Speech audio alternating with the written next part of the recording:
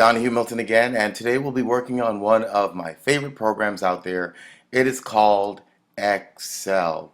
If you master this program, it will make your life so easy.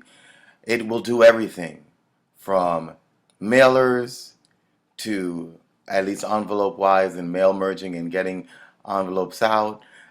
It will do um, accounting for you. Uh, Keep your balance sheets in check. It's just a great tool. And we'll start from the beginning. And by the end of these videos, hopefully, you'll be somewhat of an expert, as I will be, hopefully, also.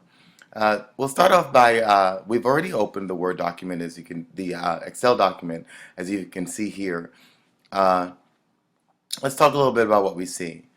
Now, if you notice, you have letters and you have numbers. These are cells.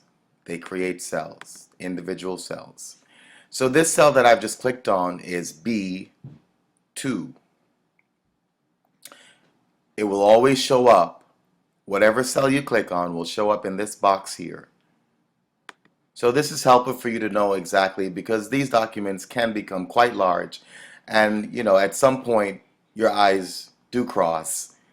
This is a great way to know exactly where you are in the document. So we're going to try first by entering data. We're going to go down to line 3, and we're going to move over. We're going to say actually put in sales. Next we'll put in January,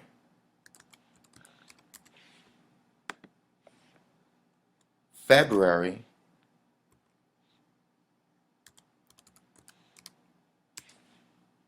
and March.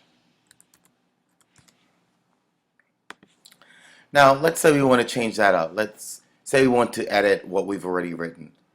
Simply double click, highlight what you'd like to delete or cut, and do as you would like. Delete. And I've just made it I've made the shorter version of January. I'll put my little period there, and I'll do the same to the others. Delete, and March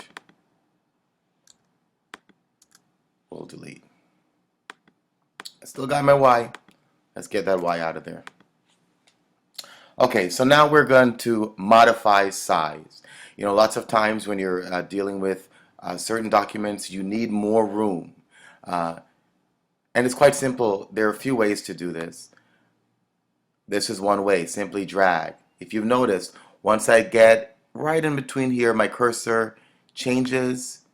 I'm able to maneuver around. Maneuver around. The same can be done with the rows. See? Same can be done with the rows. So columns and rows can be edited that way. There are other ways to do this. One way is to simply left click and change it from here, row height. Simply click on row height and you choose the height that you would like now numerically. Let's say we make this all 15. You'll see.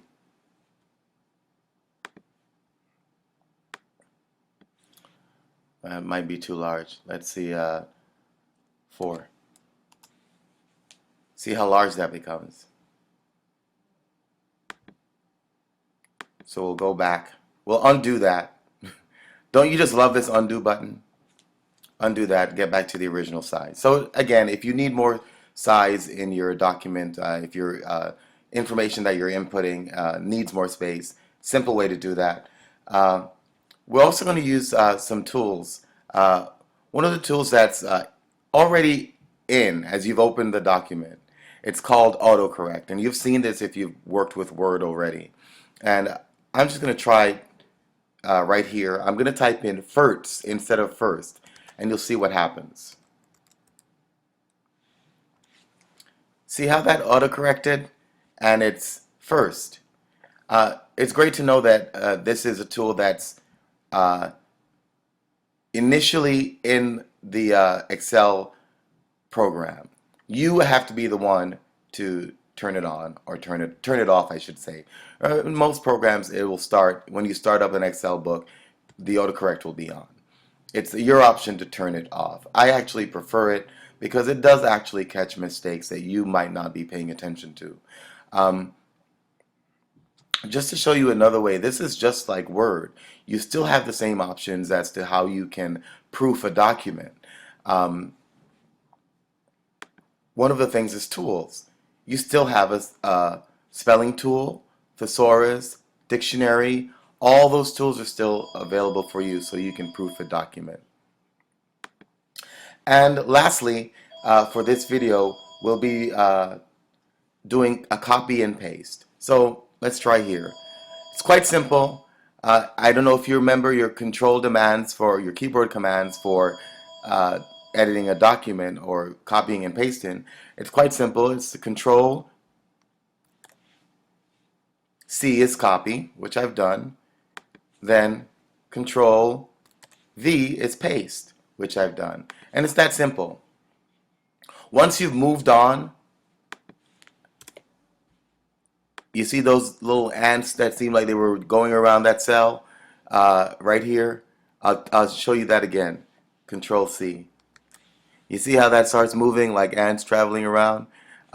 Once you're finished copying and pasting and you move on to your next cell and begin working, that automatically comes off. I hope you've learned some things to start you off on your Excel journey. In our next book, we'll delve a little further into editing and we'll actually start doing some formulas. See you next time.